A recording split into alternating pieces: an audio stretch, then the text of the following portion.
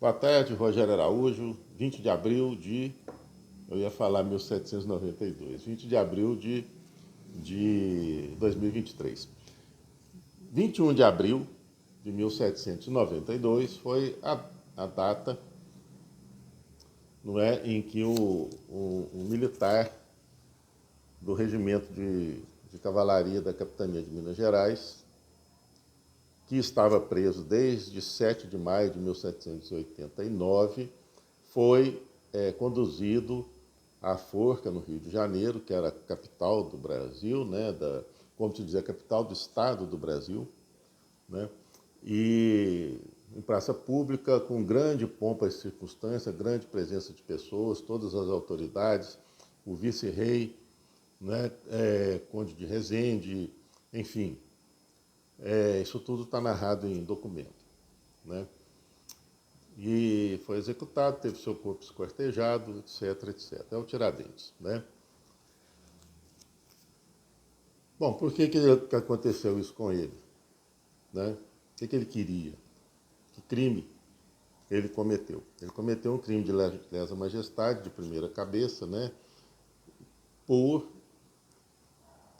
ter conspirado para subtrair a capitania de Minas Gerais do Império Português, dos domínios da coroa portuguesa. Não é? E a ideia era realmente a única possível, tal como aconteceu nos Estados Unidos, formar uma república autônoma e soberana. Olha, só isso que eu falei aqui já é muito relevante. Só isso que eu falei aqui já estabelece, nessa data, 21 de abril de 1792, um marco histórico de grande importância, de grande destaque para a história da América. Ou seja, eu estou falando para a história do continente. É impossível contar o desenrolar dos fatos e dos eventos, né, não só do Brasil, mas da história do continente, e, ao mesmo tempo, contar corretamente e, ao mesmo tempo, desprezar essa data. Então, eu vou dizer aqui o que eu digo sempre, sabe? O problema em relação a quem foi Tiradentes, qual a sua importância, em relação à Inconfidência Mineira, né? Mas em relação ao Tiradentes especificamente, não está no Tiradentes. O problema está em nós. Nós que temos que ir para o divã para entender por que a gente não enxerga aquilo que é óbvio. Acredito também que as pessoas sonegam. Quem tem algum conhecimento acaba sonegando, né, informações sobre quem foi Tiradentes. Né? Alguns autores não, outros sim. Então, eu vou citar algumas passagens aqui, só para deixar bem claro que o Tiradentes foi um homem diferenciado, foi uma figura diferenciada, assim como diferenciados foram os Inconfidentes, ou uma boa parte deles. Eram pessoas que realmente se destacavam, eram pessoas cuja atividade, cuja inteligência, enfim, cujo dinamismo os colocava numa condição acima do ordinário. E o Tiradentes também. Isso é fato, isso é documentado. O vídeo vai ficar grande, tá? Eu não esperava que fosse assim, mas eu acho que vai ser necessário. Eu vou ler aqui um trecho de muita credibilidade, né, que é atribuído ao Frei Raimundo Penaforte, que acompanhava os Inconfidentes no cárcere, né, e o Tiradentes em particular. Ele fez um relato muito interessante, muito detalhado, depois do enforcamento do Tiradentes, né, e colocou algumas notas e tal. Então, ele fez a seguinte descrição do alferes, Joaquim José, não é? Eu vou fazer uma leitura, então espero que não desagrade. Esse homem foi um daqueles indivíduos da espécie humana que põe em espanto a própria natureza. Ou seja, ele era diferente dos outros. Ele tinha qualidades, né, que fazia dele uma pessoa diferente. Vou repetir. Esse homem foi um daqueles indivíduos da espécie humana que põe em espanto a própria natureza. Entusiasta, com o aferro de um quaker, empreendedor, com o fogo de um Don Quixote, habilidoso, com um desinteresse filosófico, ou seja, ele participava das coisas pelo bem que ele, ou pelo ganho geral que ele via naquilo que ele estava participando, sem que necessariamente ele oferisse alguma vantagem disso, né? Afoito e destemido, sem prudência às vezes, e temeroso ao ruído da recaída de uma folha. Mas o seu coração era bem formado, como se deixará ver no decurso dessa narração. Tirava com efeito dentes com a mais sutil ligeireza, né? E ornava a boca de novos dentes, feitos por ele mesmo, que pareciam naturais. Essa é a descrição de uma pessoa cujas características da sua personalidade ultrapassam o normal, o ordinário, ou seja, alguém capaz de empreender grandes tarefas. Essa é a descrição do Penaforte.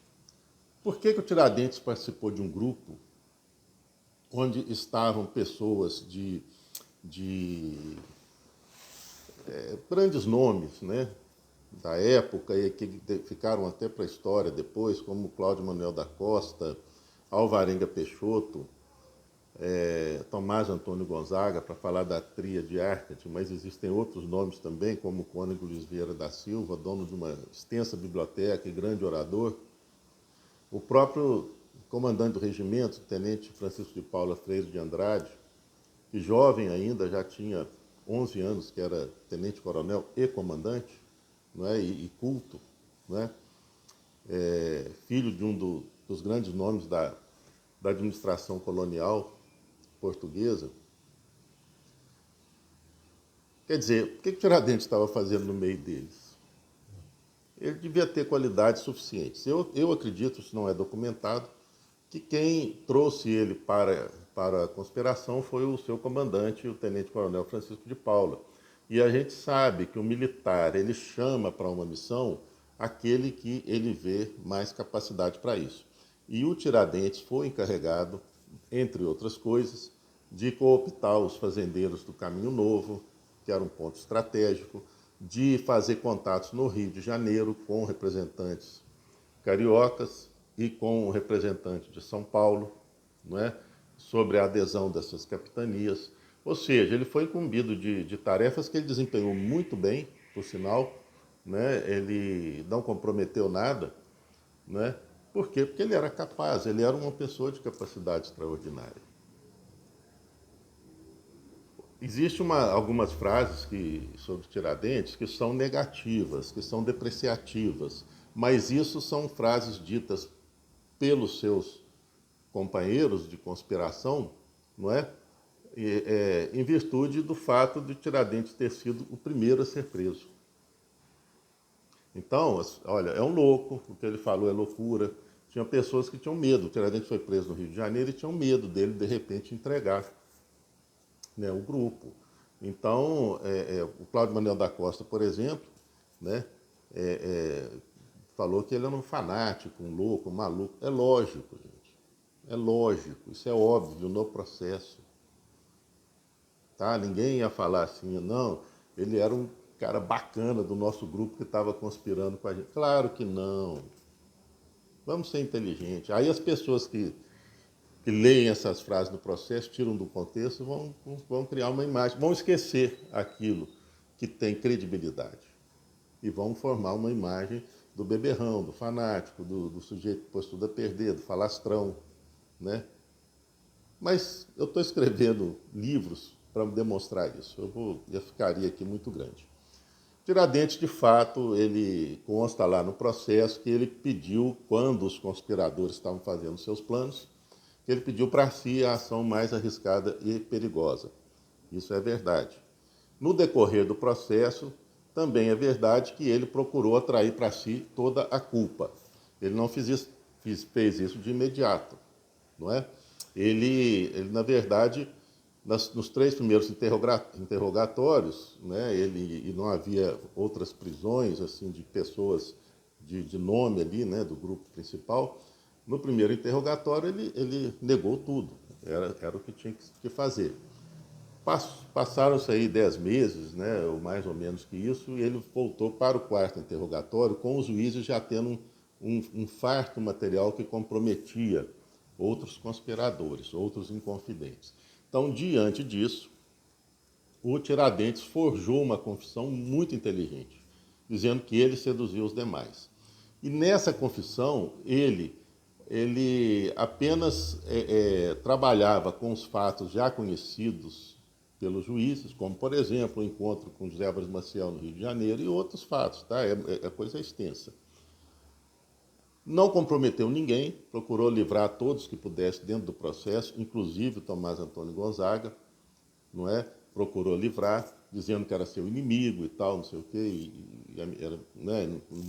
Eu acredito que isso era uma mentira plantada ali.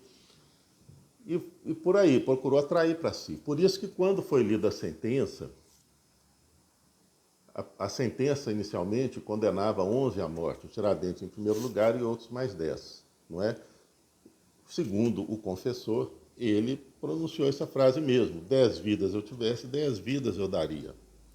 Ou seja, aqueles outros 10 que estavam sendo condenados à morte eram pessoas que ele admirava. 10 vidas ele daria, para que aqueles não fossem também executados.